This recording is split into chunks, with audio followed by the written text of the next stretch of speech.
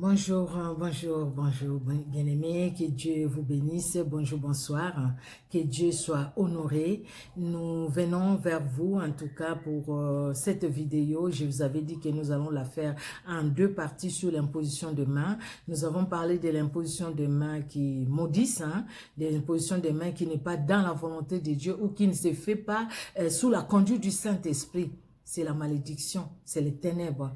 Mais aujourd'hui, nous allons parler de l'imposition des mains qui se fait sous la conduite du Saint-Esprit. L'imposition des mains dont Dieu lui-même est à l'origine pour bénir une vie, pour bénir un ministère, pour guérir une âme, pour guérir une vie. Amen. Nous allons prier. Éternel Dieu notre roi, nous te disons un grand merci car ton amour est au-dessus de tout.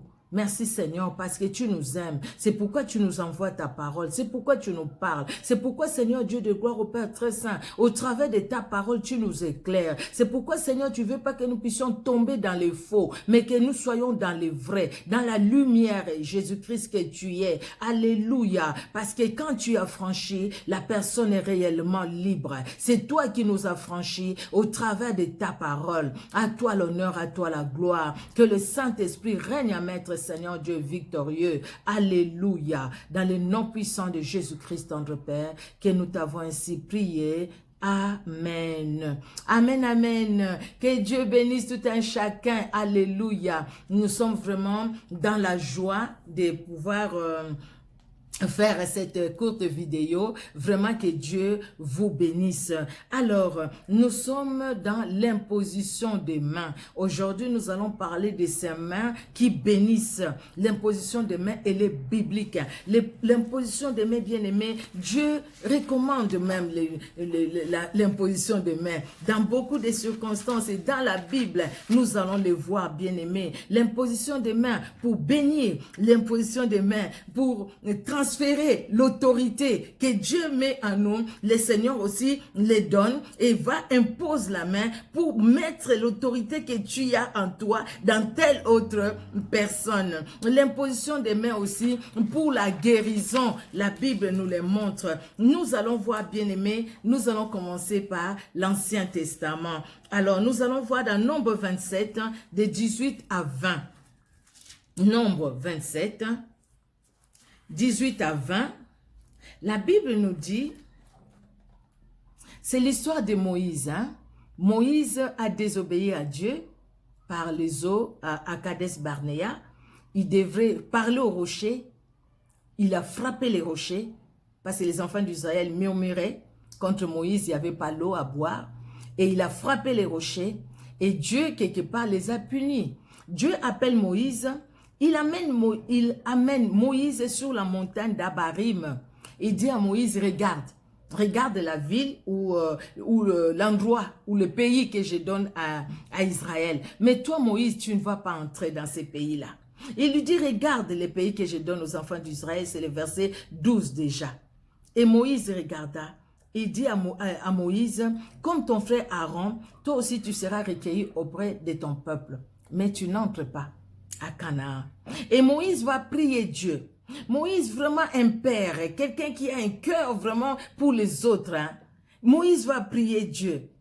Il prie Dieu pour les enfants d'Israël. Il dit, Seigneur Dieu, le Dieu des esprits de toute chair, établis sur l'assemblée un homme qui va sortir devant eux, devant ton peuple, qui entre devant eux, et qui les fasse sortir et qui les fasse entrer, afin que l'assemblée de l'Éternel ne soit pas comme des brebis qui n'ont point de berger.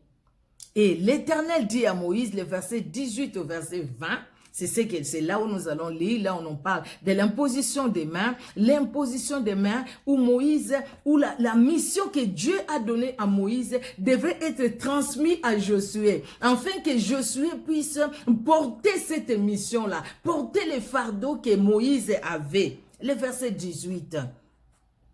L'Éternel dit à Moïse, prends Josué, fils de Nun, homme en qui réside l'Esprit, et tu poseras ta main sur lui. Alléluia. Tu le placeras devant les sacrificateurs Éléazar et devant toute l'assemblée, et tu lui donneras des ordres sous leurs yeux. Tu les rendras participants de ta dignité, afin que toute l'assemblée des enfants d'Israël l'écoute. Alléluia. Donc, quelque part, Josué, Moïse, c'est que tu es toi. Parce que maintenant, tu ne vas plus conduire les enfants d'Israël jusqu'à la terre promise. Maintenant, toi, tu vas prendre ce que tu es, ce que j'ai mis en toi. Tu vas les donner à Josué. Comment? Par l'imposition de main. Parce que Dieu lui-même recommande cette imposition de main. Vous voyez bien aimé, Dieu recommande, Moïse va et fait. Et Moïse a fait. Et vous voyez, parce que Moïse l'a fait, ce qui s'est passé dans Deutéronome 33, au verset, je vais vous le dire tout de suite, Deutéronome 33, j'ai mis ça, c'est pas vrai. Alors, dans Deutéronome 33, attendez, pardon, je viens de le lire, le Dieu de gloire, Jésus-Christ de Nazareth. Deutéronome 33, Marc... Oui, voilà. Deutéronome 34, 9. Désolé, c'était vraiment sous mes yeux là, mais je regardais ailleurs. J'ai surligné en plus. Oh, désolé, excusez-moi. Deutéronome 34, le verset 9, c'est surligné même. La Bible nous dit, Josué fils de Nun était rempli de l'esprit de sagesse, car Moïse avait posé ses mains sur lui. Les enfants d'Israël lui obéirent et se conformèrent aux ordres que l'Éternel avait donnés à Moïse. Alléluia! Les bienfaits de l'imposition des mains. On lui impose les mains. Dieu dit à Moïse pour que les enfants d'Israël lui obéissent. Et voilà que Moïse impose les mains. Par les mains de Moïse, l'Éternel transmet l'autorité à Josué. Alléluia. Voilà les mains qui bénissent, bien-aimés. Et les versets, dans le chapitre 34, verset 9, la Bible nous dit qu'il était rempli de l'esprit de sagesse, car Moïse avait imposé les mains sur lui. Et les enfants d'Israël lui obéissent. Moïse impose les mains sur lui et lui, il est rempli de l'esprit de sagesse. Vous voyez une transmission qui se fait, mais vraiment dans les bons, parce que c'est une recommandation du Seigneur et parce que c'est Dieu lui-même qui tient les mains de Moïse pour bénir Josué. Alléluia. Nous voyons aussi dans la Bible, bien-aimée, nous connaissons l'histoire d'Isaac qui a béni ses enfants. Jacob et Ésaü. Et Jacob maintenant va bénir ses enfants aussi, mais regardez ce qu'il fait. Dans Genèse 48, 14, il va poser ses mains sur ses petits-enfants, Ephraïm et Manassé, qui sont devenus, au fait, qu'il a pris pour lui. Il a dit à moi Manassé, à moi Ephraïm. Donc, donne-moi tes enfants que tu as eu en Égypte. Il parle à son fils Joseph. Avant que moi je vienne, ils seront mes enfants. Et il va les prendre les deux et il va les bénir. Ça c'est dans Genèse 48, 14. Il bénit les enfants. C'est une bénédiction qu'il a transmise à Ephraïm et à Manassé. Nous voyons aussi, bien aimés, dans la Bible, plusieurs fois, avec l'imposition des mains, les miracles se sont accomplis. Les guérisons se sont accomplies par l'imposition des mains. Et par l'imposition des mains, l'autorité d'exercer l'œuvre de Dieu. Nous l'avons vu avec Josué, mais nous allons voir dans la Bible aussi, avec les apôtres, ce qui s'est passé. Regardons dans Acte 8, 17, et nous allons lire aussi Acte 9, 17. Acte 8, 17, la Bible nous dit... Et il y aura aussi Acte 13, 3. Hein? Nous allons lire les trois là, dans Acte. Alors, Acte au chapitre 8, verset 17. La Bible nous dit, « Alors Pierre et Jean leur imposèrent les mains et ils reçurent le Saint-Esprit. » Nous pouvons remonter au verset 14. Pour bien comprendre. Les apôtres qui étaient à Jérusalem, ayant appris que la Samarie avait reçu la parole de Dieu, y envoyèrent Pierre et Jean. Ceux-ci arrivés chez les Samaritains, prièrent pour eux, afin qu'ils reçoivent le Saint-Esprit, car ils n'étaient pas encore descendus sur aucun d'eux. Ils avaient seulement été baptisés au nom du Seigneur Jésus. C'est comme ça alors Pierre et Jean leur imposèrent les mains et ils reçurent le Saint-Esprit. Ces gens qui étaient païens, selon la Bible, les Samaritains, ben, ils ont écouté la parole de Dieu. Ils ont accepté Jésus-Christ dans leur cœur. Ils se sont même fait baptiser. Ils ont accepté le baptême d'eau. Et maintenant, ils devaient être baptisés par le Saint-Esprit. Pierre et Jean vont imposer. Voilà, bien-aimés, comme je le disais, Pierre et Jean vont prier pour ces Samaritains. Ils vont leur imposer les mains et ils vont recevoir le Saint-Esprit. Ils ont reçu le Saint-Esprit par l'imposition des mains. Nous allons maintenant dans Actes au chapitre 9 et le verset 17 et une autre imposition des mains. 9 verset 17, la Bible nous dit, là maintenant il s'agit de Paul, ce grand apôtre que Dieu a utilisé puissamment. Ananias sortit et lorsqu'il fut arrivé dans la maison, il imposa les mains à Saul en disant, « Saul mon frère, le Seigneur Jésus qui t'est apparu sur le chemin par lequel tu venais m'a envoyé pour que tu recouvres la vue et que tu sois rempli du Saint-Esprit. » Alléluia. Et Paul était rempli du Saint-Esprit. Paul a recouvert la vue. Paul devrait changer sa façon de voir les choses. Et Dieu envoie quelqu'un qui lui impose les mains pour que Paul ne voit plus les chrétiens comme il les voyait avant, mais qu'il voie dans les chrétiens le Christ qu'ils étaient en train de prêcher et ce que Christ a fait, et pour la vie de Paul aussi et pour la vie des autres. Et la suite, nous connaissons quand Paul va témoigner même devant Agrippa comment il a rencontré Jésus-Christ et la mission que Jésus-Christ lui a donnée. C'est quelqu'un qui est allé vraiment pour Christ, c'était pour Christ. Il a expérimenté ce que les autres n'ont pas expérimenté. Oh, bien sûr, ce que Paul a expérimenté, Pierre a expérimenté aussi, la transfiguration. Lui ne l'a pas expérimenté. Ce que Jean a expérimenté en plus sur l'île de Patmos, il n'a pas expérimenté, mais il a expérimenté beaucoup de choses avec le Seigneur. Voyons dans Acte 13 au verset 3. Acte 13, le verset 3. La Bible nous dit, verset 3, pendant qu'ils, alors, après avoir jeûné et prié, ils leur imposèrent les mains.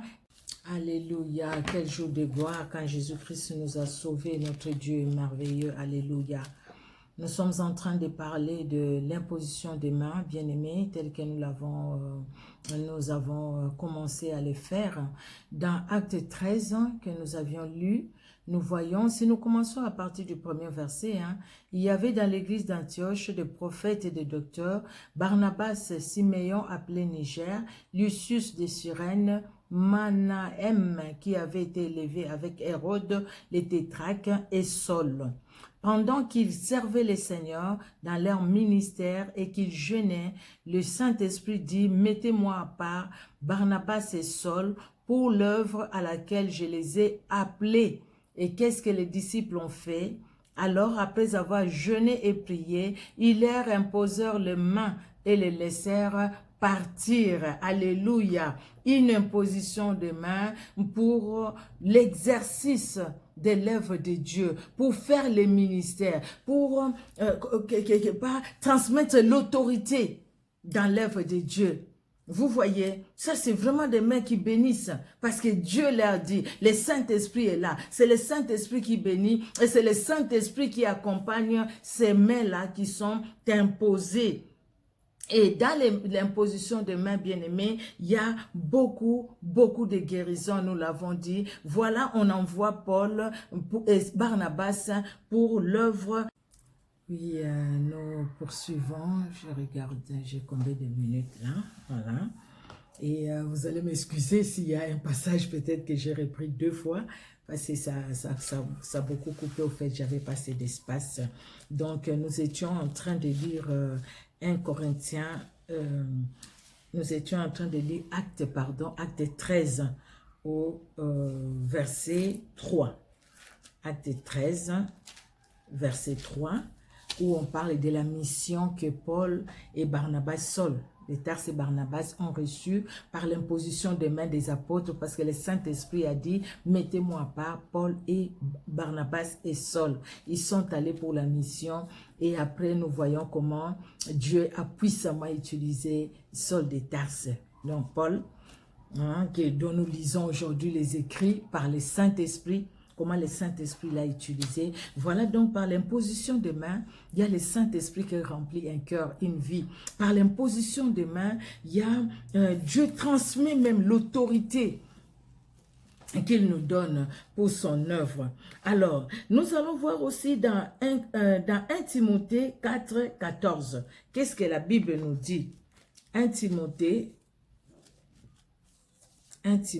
4, 14, voilà.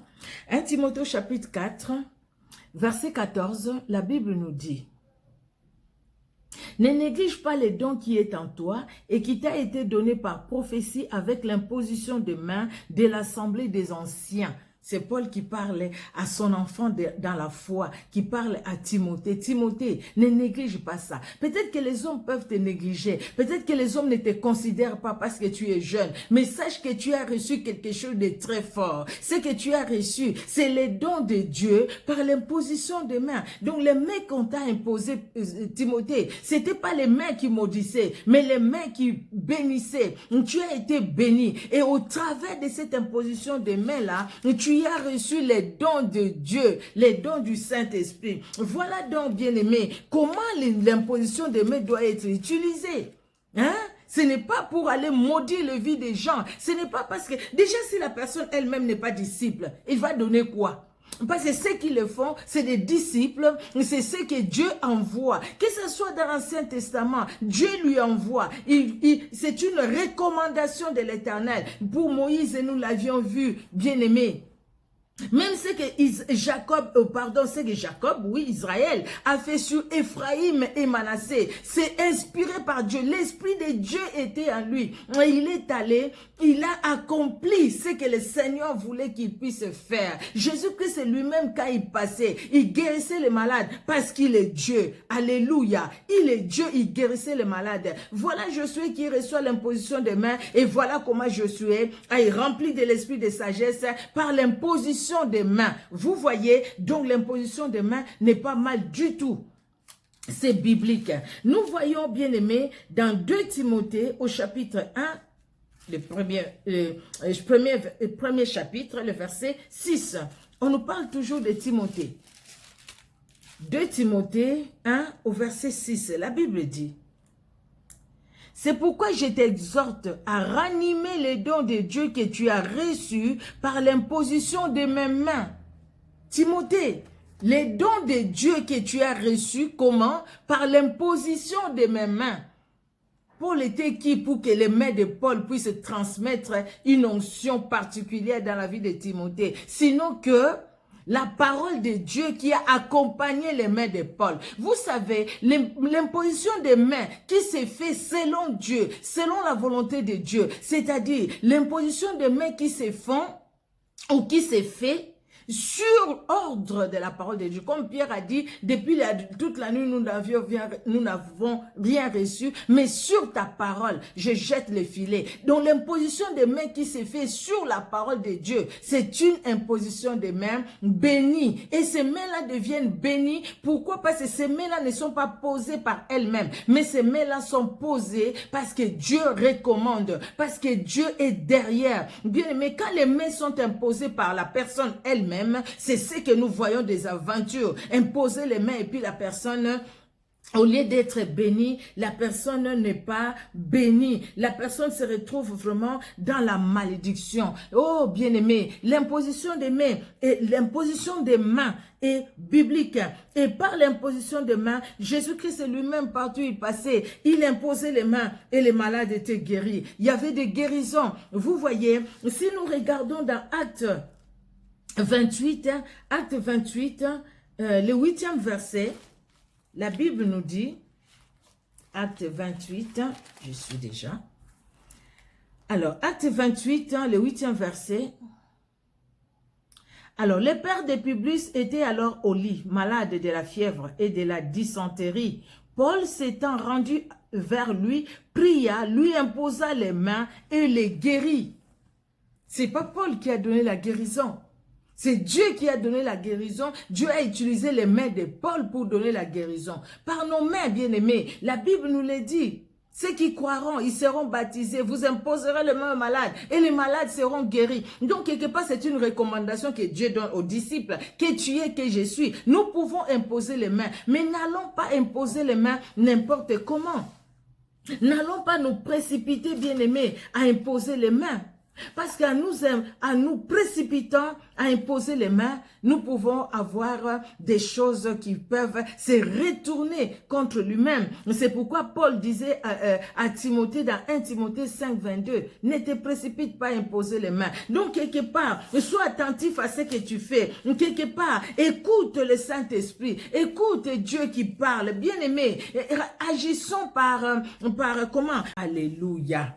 Nous allons rendre grâce à Dieu, bien-aimés. C'est vrai que ce n'était pas facile aujourd'hui, ça a beaucoup coupé, mais bon, nous allons essayer de tout relier par la grâce de Dieu, le peu que le Seigneur permettra que nous puissions comprendre. Dieu peut t'utiliser, Dieu peut m'utiliser pour l'imposition des mains. Moi-même qui vous parle, j'ai déjà vu ça. On m'a appelé quelque part, je suis allée prier pour quelqu'un qui était malade par la grâce de Dieu et parce que le Seigneur a dit d'imposer les mains à cette personne qui ne marchait pas, la personne s'est levée, la personne a marché. C'est des choses que nous avions vues, mais pour la gloire de Dieu, bien-aimé. Et des fois aussi, ça nous est arrivé d'imposer les mains quand il ne fallait pas imposer. Nous n'avons pas transmis les mauvaises choses, mais au contraire, peut-être nous avons nous-mêmes eu beaucoup de combats parce que ces gens-là, ils avaient besoin d'abord de faire la rencontre avec Jésus-Christ de Nazareth. Vous voyez, des fois nous avons des combats, nous sommes dans le vrai, mais nous avons précipité l'imposition des mains et l'ennemi peut en profiter pour nous attaquer. Mais écoutons le Saint-Esprit et faisons ce que le Seigneur